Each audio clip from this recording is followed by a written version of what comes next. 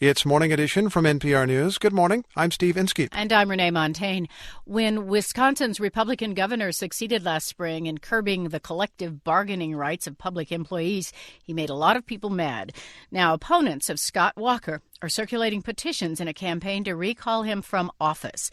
Marty Michelson of member station WUWM reports. It's just after work on a recent weekday, and about a dozen people are gathering at a small clubhouse on Milwaukee's East Side. Hi. Hello. You here for training too? Yes.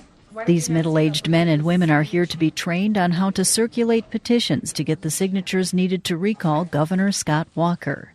Nathaniel Hack is with the group United Wisconsin that's coordinating this petition drive. I would like to go in a circle and get all of your names and why you want to recall Scott Walker. The mere mention of Scott Walker's name sparks a visceral negative reaction in this group. For retired police officer John Harrington, the anger runs deep. But the voter ID thing bothered me a whole lot. Besides, I've had a lifelong aversion to anybody that beats up on people. I don't like bullies. I don't like bullies with money who have an office. Harrington is one of thousands of people who've been trained in the past few weeks to circulate recall petitions.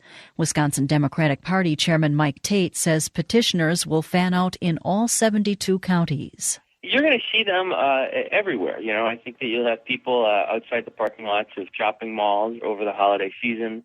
There'll be people at the deer cleaning stands over deer hunting.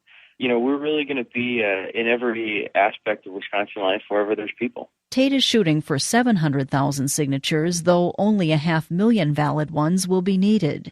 But getting those signatures in this sharply divided state may pose to be a bit of a challenge. Matt Warner is sipping coffee at a cafe in Shorewood, just north of Milwaukee.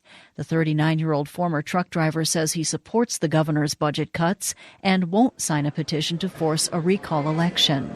I think what he's trying to do is a decent thing. You know, without sounding cliche, you're going to have to break a few eggs to make an omelet.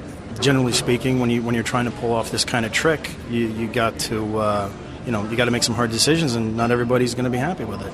But a trick is exactly what some Wisconsin residents think was played on them because Walker didn't campaign on the union cuts last year. Already, Walker's allies are beginning to fight back. Television viewers in some parts of the state are seeing ads in support of the governor, such as this one sponsored by the conservative group Americans for Prosperity. Today, Wisconsin has eliminated its deficit, reducing the strain on local governments. Now, local officials have the flexibility to reduce spending while protecting vital services. History does appear to be on Walker's side.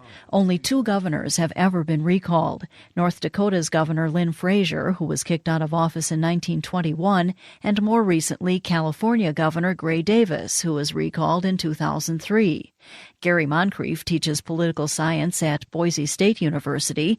He says Wisconsin petitioners have to gather signatures equal to 25% of the votes cast in the last gubernatorial election. In California, I believe it's 12% of the people who voted in the last election. So proportionally, about half as many people in California had to sign a petition as in Wisconsin. But momentum for recall appears to be building.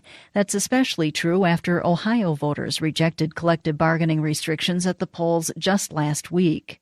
Officials in Wisconsin say they've recruited 8,000 people to circulate petitions in their effort to gather the 500,000 valid signatures needed to force Governor Scott Walker to face a recall election next spring. For NPR News, I'm Marty Michelson in Milwaukee. Of course, Wisconsin's political